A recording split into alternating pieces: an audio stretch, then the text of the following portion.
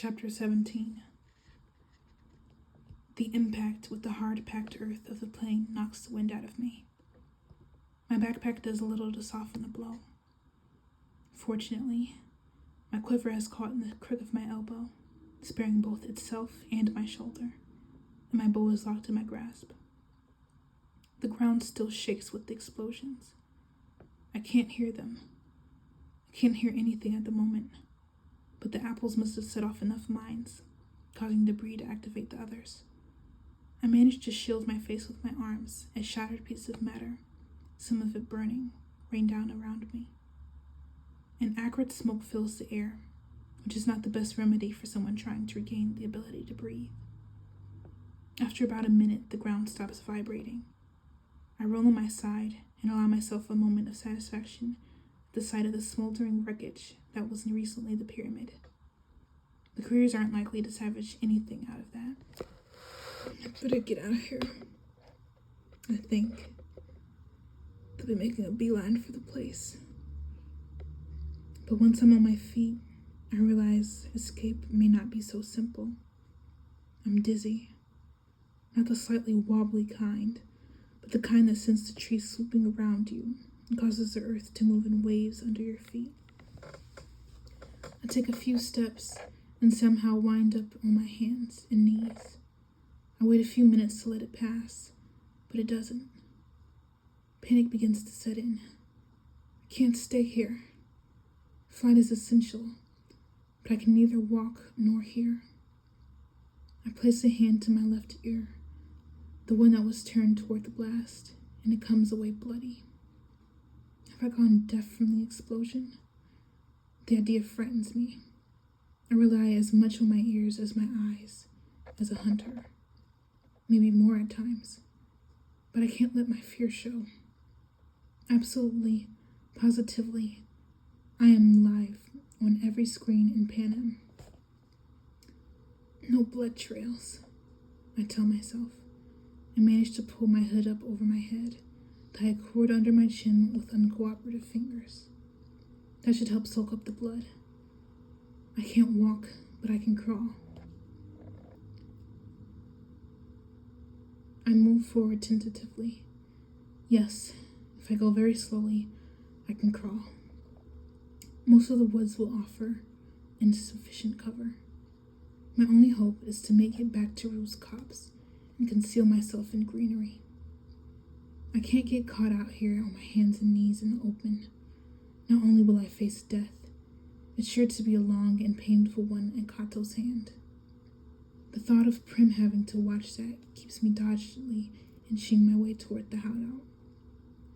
Another blast knocks my feet flat on my face. A stray mine, set off by some collapsing crate. This happens twice more. I'm reminded of those last few kernels that burst when Prim and I popped corn over the fire at home. To say I make it in the nick of time is an understatement. I have literally just dragged myself into the tangle of bushes at the base of the trees when there's Kato, barreling onto the plane, soon followed by his companions. His rage is so extreme it might be comical, so people really do tear out their hair and beat the ground with their fists. If I didn't know that it was aimed at me, what would I have done to him? Add to that my proximity, my inability to run or defend myself. And in fact, the whole thing has me terrified. I'm glad my hiding place makes it impossible for the cameras to get a close shot of me, because I'm biting my nails like there's no tomorrow. Gnawing off the last bits of nail polish, trying to keep my teeth from chattering. The boy from District 3 throws stones into the ruins. Must have cleared all the mines activated, because the careers are approaching the wreckage. Kato has finished the first phase of his tantrum and takes out his anger on the smoking remains by kicking open various containers. The other tributes are poking around in the mess, looking for anything to salvage, but there's nothing. The boy from District 3 has done his job too well. This idea must occur to Kato too, because he turns on the boy and appears to be shouting at him. The boy from District 3 only has time to turn and run before Kato catches him in a headlock from behind. I can see the muscles rip in Kato's arm as he sharply jerks the boy's head to the side. It's that quick. The death of the boy from District 3. The other two couriers seem to be trying to calm Kato down. I can tell he wants to return to the woods, but they keep pointing at the sky, which puzzles me until I realize, of course, they think whoever set off the explosion is dead. They don't know about the arrows and the apples.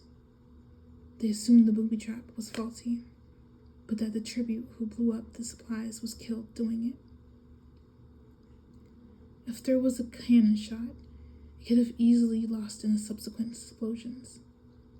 The shattered remains of the thief were removed by hovercraft. They retired to the far side of the lake to allow the game makers to retrieve the body of the boy from District 3, and they wait. I suppose a cannon goes off. A hovercraft appears and takes the dead boy. The sun dips below the horizon. Night falls. Up in the sky, I see the seal, and know the anthem must have begun. A moment of darkness. They show the boy from District 3. They show the boy from District 10, who must have died this morning. Then the seal reappears. So now they know. The bomber survived. In the seal's light, I can see Kato and the girl from District 2 put on their night vision glasses. The boy from District 1 ignites a tree branch from a torch, illuminating the grim determination on all their faces. The couriers stride back into the woods to hunt. The dizziness has subsided, and while my left ear is still deafened, I can hear a ringing in my right, which seems a good sign. There's no point in leaving my hiding place, though. I'm about as safe as I can be, here at the crime scene. They probably think the bomber has a 2 or 3 hour lead on them.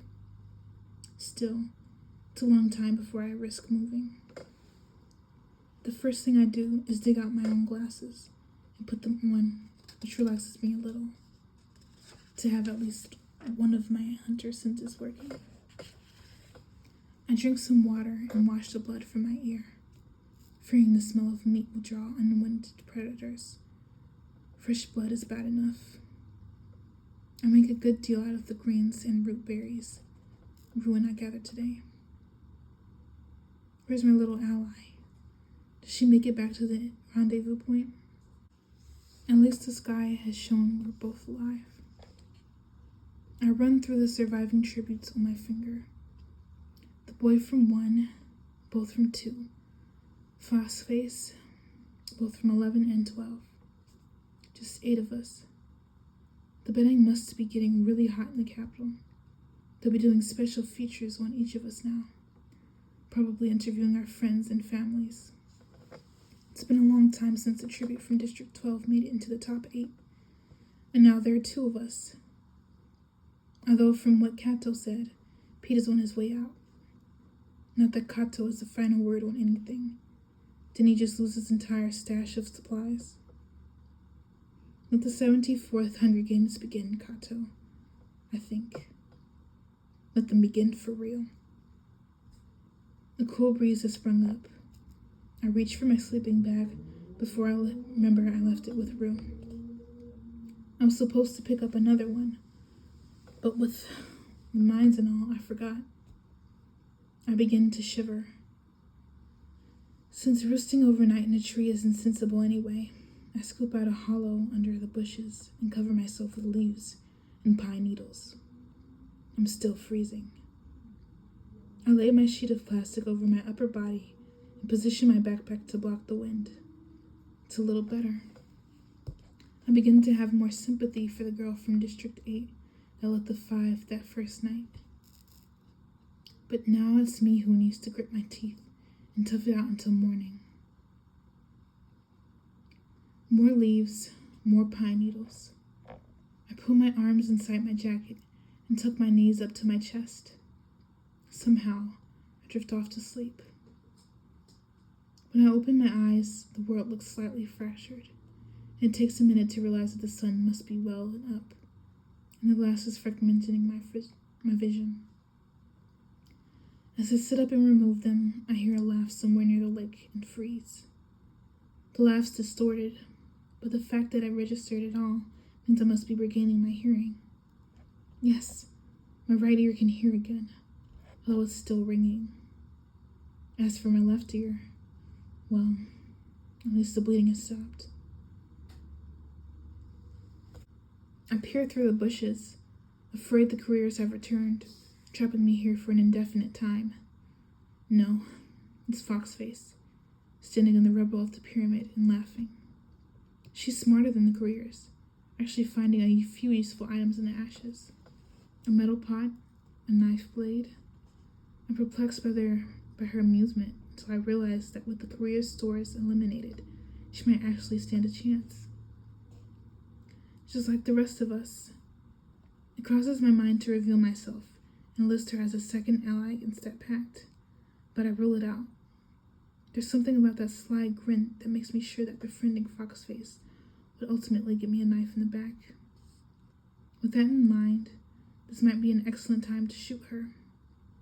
But she's heard something, not me, because her head turns away toward the drop-off, and she sprints for the woods. I wait. No one, nothing shows up. Still, if Foxface thought it was dangerous, maybe it's time for me to get out of here too. Besides, I'm eager to tell Rue about the pyramid. Since I have no idea where the couriers are, the route back by the stream seems as good as any. I hurry, loaded bow in one hand, a hunk of cold gruesling in the other, because I'm famished now, and not just for leaves and berries, but for the fat and protein in the meat. The trip to the stream is uneventful. Once there, I refill my water and wash, taking particular care with my injured ear. Then I travel uphill using the stream as a guide. At one point, I find boot prints in the mud along the bank. The couriers have been here, but not for a while. The prints are deep because they were made in soft mud, but now they're nearly dry in the hot sun. I haven't been careful enough about my own tracks, counting on a light tread and the pine needles to conceal my prints. Now I strip off my boots and socks and go barefoot off the bed of the stream.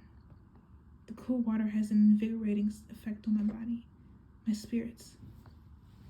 I shoot 2 fish, easy pickings in the slow-moving stream, and go ahead and eat one raw, even though I've just had the gruesling. The second I'll save for Rue. Gradually, subtly, the ringing in my right ear diminishes until it's gone entirely. I find myself pawing at my left ear periodically, trying to clear away whatever deadens its ability to collect sounds.